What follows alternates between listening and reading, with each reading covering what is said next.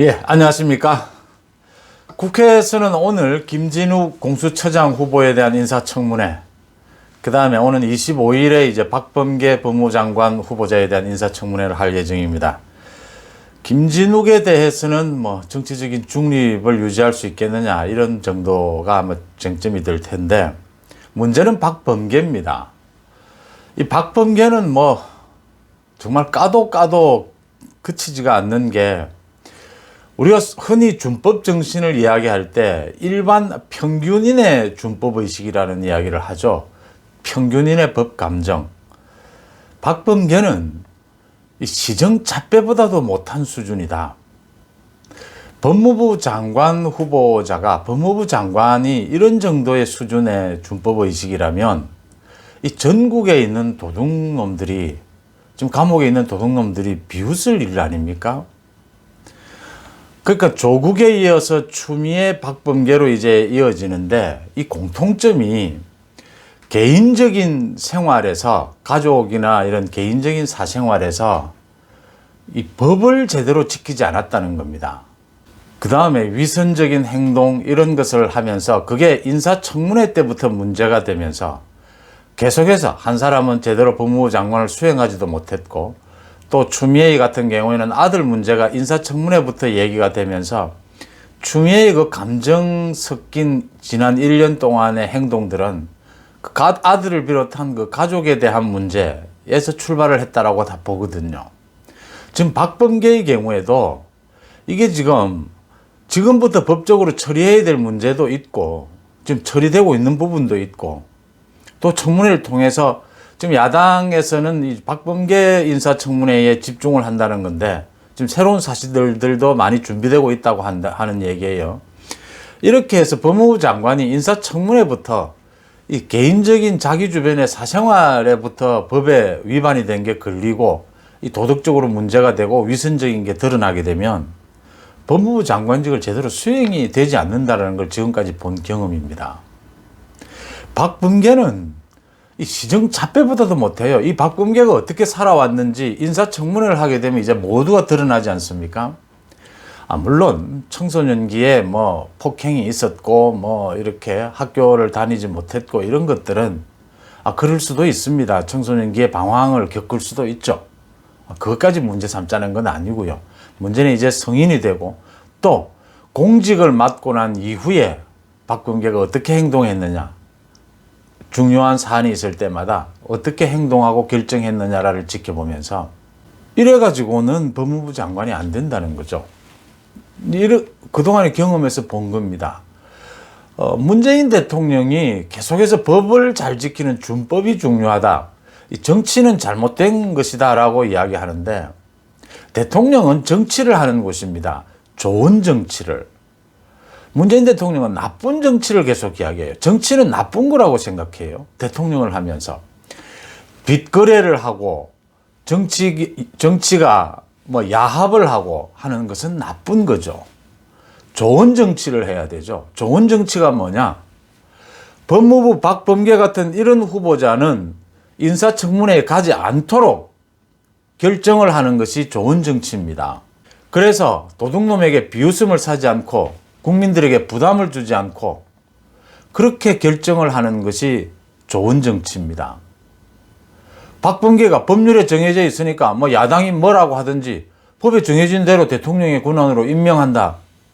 그건 좋은 정치가 아니고, 정치를 멀리 한다고 해서 대통령의 업무가 잘 수행되는 게 아니라는 점입니다. 박범계는 지금 국회의원이 되고 난 뒤에 재산 등록마저 2건이 잘못한 게 걸려가지고 한 건 같은 경우에는 지금 수사를 받아야 돼요. 그 다음에 폭행, 패스트 트랙을 하면서 폭행을 한 혐의로 지금 재판 중입니다. 법무부 장관을 하면서 재판을 받아야 합니다. 패스트 트랙에서 약간의 몸싸움이 있었다라고 얘기하는데, 패스트 트랙에서 몸싸움이 있었죠. 그런데 국회의원이라고 해서 몸싸움이 있다고 해서 박범계처럼 하지 않습니다. 그 보좌관의 목을 조르고 그렇게 하지는 않아요, 보통. 그 다음에 가까운 친인척에게 재산을 넘기면서 그 세금을 탈루한 부분, 뭐 여러 가지 뭐 아파트 뭐 투기를 한 부분 의혹 뭐 이런 것 여러 가지 드러납니다. 지금 계속해서 드러나고 있는 게 지난 2012년이었죠. 자기가 국회의원일 때입니다. 한 고등학교에 가서 강연한 이야기들 뭐 대부분 아실 겁니다.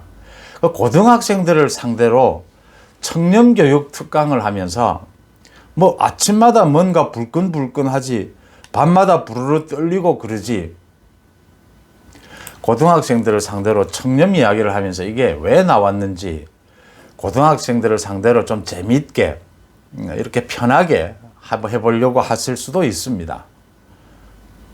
그런데 할 수 있는 얘기가 있고 할 수 없는 얘기가 있죠. 이런 얘기 하지 않으면 재미없고 편해지지 않습니까?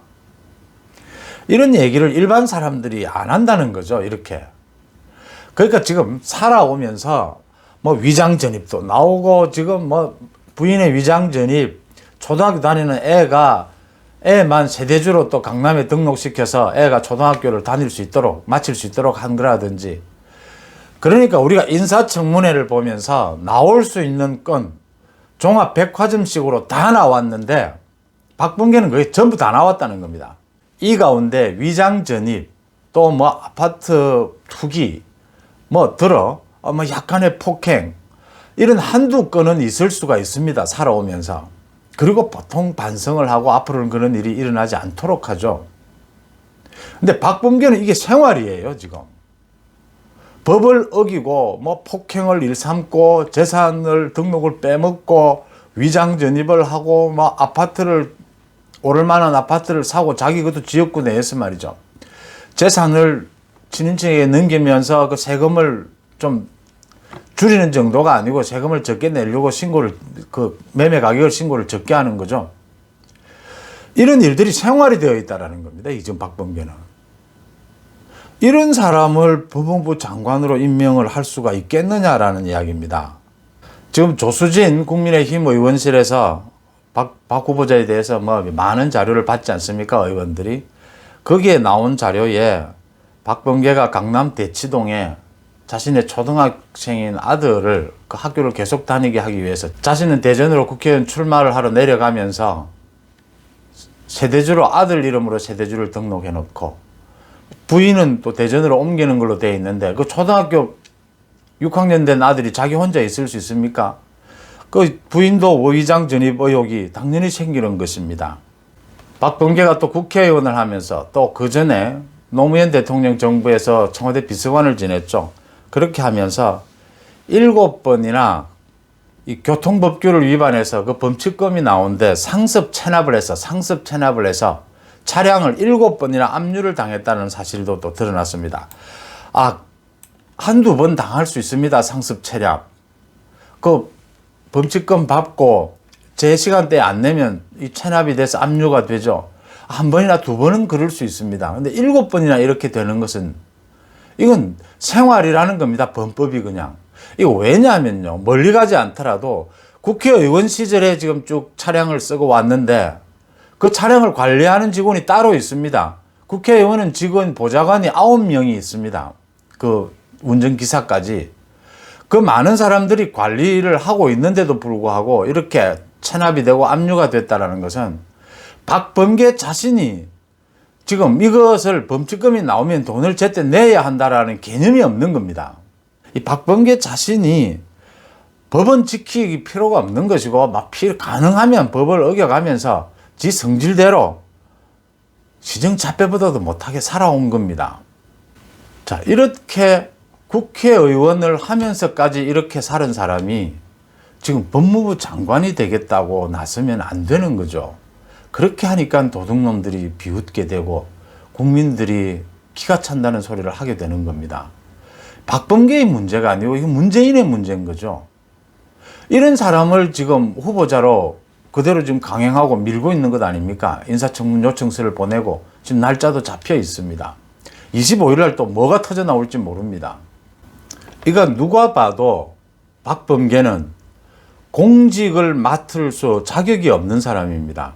공직을 맡기 위해서 자기 관리를 전혀 하지 않는 사람입니다. 이게 그대로 다 드러납니다. 모든 게. 공직을 맡고 난 이후에도 국회의원이 최소한 되고 난 이후에도 자기 관리를 하지 않은 사람이에요.